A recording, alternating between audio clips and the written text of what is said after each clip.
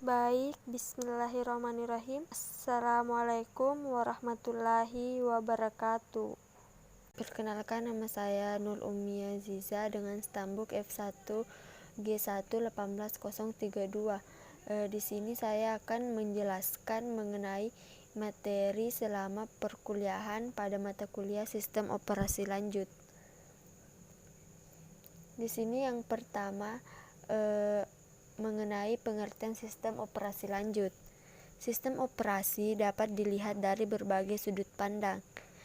Dari sudut pandang pengguna, sistem operasi merupakan sebagai alat untuk mempermudah penggunaan komputer. Dalam hal ini, sistem operasi seharusnya dirancang dengan mengutamakan kemudahan penggunaan dibandingkan mengutamakan kinerja ataupun utilasi sumber daya. Sebaliknya, dalam lingkungan berpengguna banyak atau multi-user, sistem operasi dapat dipandang sebagai alat untuk memaksimalkan pengguna sumber daya komputer. Dari sudut pandang sistem operasi dapat dianggap sebagai alat yang menempatkan sumber daya secara efisien atau resource allocator. Sistem operasi ialah manajer bagi sumber daya yang menangani konflik permintaan sumber daya secara efisien. Sistem operasi juga mengatur eksekusi aplikasi dan operasi dari alat masukan atau keluaran.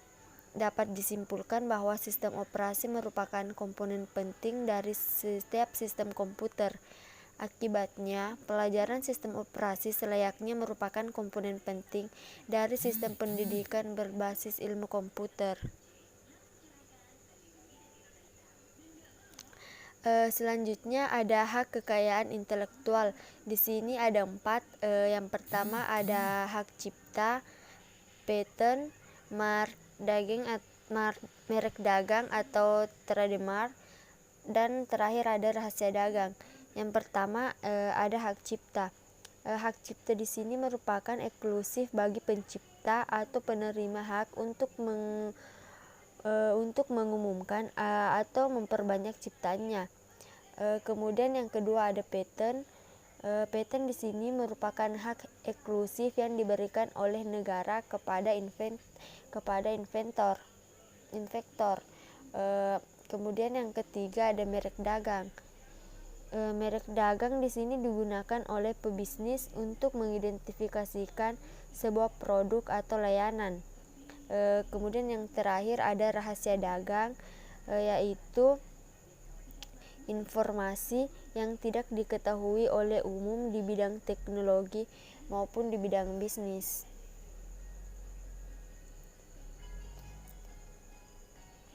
Selanjutnya ada perangkat lunak GNU. Di sini perangkat lunak GNU merupakan perangkat lunak yang dikeluarkan oleh proyek GNU. Sebagian besar perangkat lunak GNU merupakan copyleft, tapi tidak semuanya. Namun semua perangkat lunak GNU harus merupakan perangkat lunak bebas. Jika suatu program adalah perangkat lunak GNU, seseorang dapat menyebutnya sebagai program GNU. Kemudian beberapa perangkat lunak GNU ditulis oleh staf dari Free Software Foundation atau FSF, Yayasan Perangkat Lunak Bebas.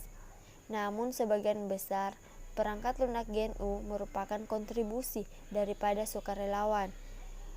Jadi di sini beberapa perangkat lunak yang dikontribusikan yaitu merupakan hak cipta dari Free Software Foundation, atau beberapa merupakan hak cipta dari kontributor yang menulisnya.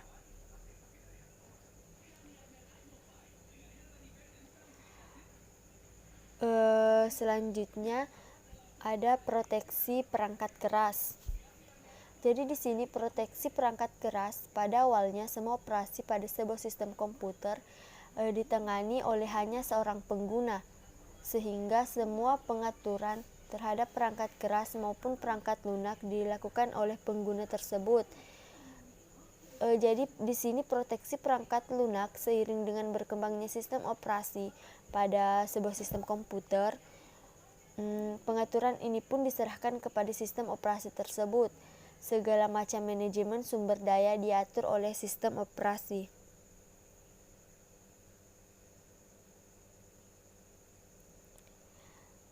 Selanjutnya ada komponen sistem operasi. Yang pertama ada manajemen proses, kemudian manajemen memori utama, manajemen berkas, manajemen sistem masukan atau keluaran, manajemen penyimpanan sekunder, sistem proteksi jaringan, dan yang terakhir ada command interpreter system. Jadi tidak semua sistem operasi mempunyai struktur yang sama. Namun menurut Avi Silberschatz, Peter Gelfin, dan Greg Gagne, umumnya sebuah sistem operasi modem mempunyai beberapa komponen yang saya sebutkan tadi.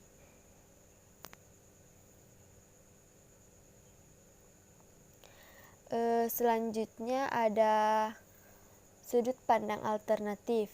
Di sini saya mengambil hanya ada 2 poin, yaitu yang pertama ada sistem program dan yang kedua ada sistem calls. Di sini yang pertama sistem program.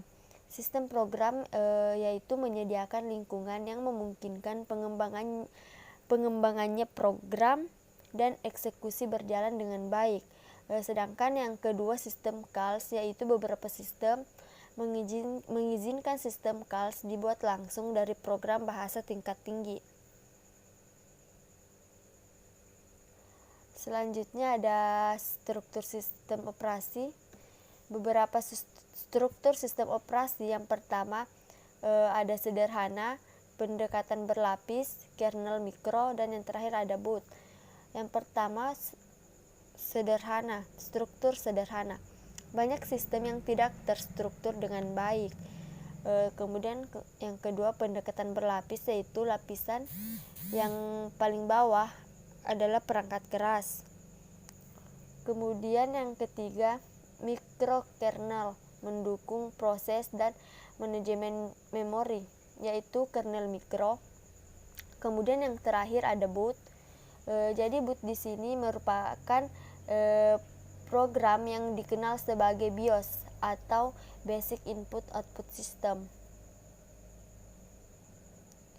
Kemudian di sini ada konsep proses. Jadi di sini secara tidak langsung proses merupakan program yang sedang dieksekusi. Menurut Silberschatz, suatu proses adalah proses dari sebuah kode program yang terkadang disebut text section. Proses juga mencangkup program counter, yaitu sebuah stack untuk menyimpan alamat dari instruksi yang akan dieksekusi selanjutnya dari register. Sebuah proses pada umumnya juga memiliki sebuah stack yang berisian data-data yang dibutuhkan selama proses dieksekusi, seperti parameter metoda, alamat return, dan variabel lokal.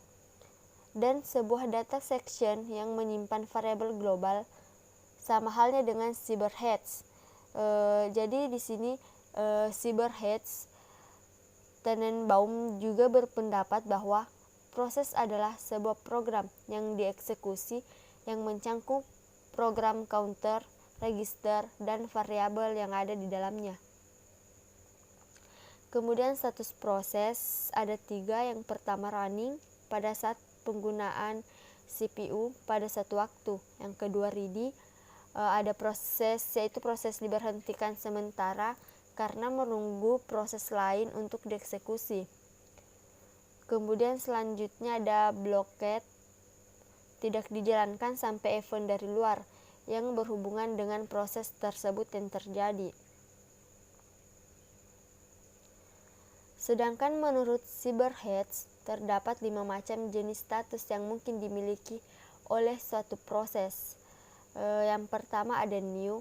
Jadi new di sini yaitu status yang dimiliki pada saat proses baru saja dibuat. Kemudian ada running, status yang dimiliki pada saat instruksi-instruksi dari sebuah proses dieksekusi. Waiting, status yang dimiliki pada saat proses menuju suatu event. Contohnya proses masukkan dan keluar. Kemudian ada ready, status yang dimiliki pada saat proses siap untuk dieksekusi oleh prosesor. Dan yang terakhir terminated, status yang dimiliki pada saat proses telah selesai dieksekusi. Diagram graph. Jadi di sini diagram graph merupakan suatu struktur diskrit yang terdiri dari vertex dan sisi, di mana sisi menghubungkan vertex yang ada. Berdasarkan tingkat kompleksitasnya, graf dibagi menjadi dua bagian, yaitu simple graph dan multigraph. Simple graph tidak mengandung sisi paralel atau lebih dari satu sisi yang menghubungkan dua vertex yang sama. Kemudian berdasarkan arahnya graf dapat dibagi menjadi dua bagian, yaitu graf berarah dan graf tidak berarah. Graf berarah di sini memperhatikan arah sisi yang menghubungkan dua vertex. Sedangkan graf tidak berarah tidak memerhatikan arah sisi yang menghubungkan dua vertex. Kemudian ada algoritma graf alokasi sumber daya untuk mencegah deadlock. Algoritma ini dapat dipakai untuk mencegah deadlock jika sumber daya hanya memiliki satu instans. Pada algoritma ini ada komponen tambahan pada sisi yang climate edge, sama halnya dengan sisi yang lain. Climate edge menghubungkan antara sumber daya dan vertex. Climate edge PI ke arah RG berarti bahwa proses PI akan meminta sumber daya RG pada suatu waktu. Climate edge sebenarnya merupakan sisi permintaan yang digambarkan sebagai garis putus-putus. Ketika proses PI memerlukan sumber daya RG, climate edge diubah menjadi sisi permintaan, dan setelah proses PI selesai menggunakan RG, sisi alokasi diubah kembali menjadi climate edge. Kemudian ada bounded buffer. Masalah bounded buffer merupakan salah satu masalah yang menerangkan sinkronisasi antara proses-proses yang berjalan secara konkuren untuk mengakses data yang sama. Oleh karena itu, kita banyak mengulang konsep sinkronisasi dalam membahas masalah bounded buffer ini. Yang dimaksud dengan bounded buffer yaitu suatu struktur data untuk menampung buffer suatu nilai di mana kapasitasnya tertentu atau terbatas. Yang menjadi pokok pembahasan utama dalam masalah bounded buffer yaitu bagaimana jika ada dua proses berbeda yang berusaha mengakses buffer tersebut. Salah satu proses yang akan memberi nilai pada buffer dan mengisi buffer tersebut. Proses yang lain akan membaca nilai dan mengosongkan buffer tersebut. Kemudian pokok permasalahan bounded buffer yaitu bagaimana mengatur sinkronisasi dan beberapa proses yang secara konkuren ingin mengakses buffer atau mengisi dan mengosongkan buffer.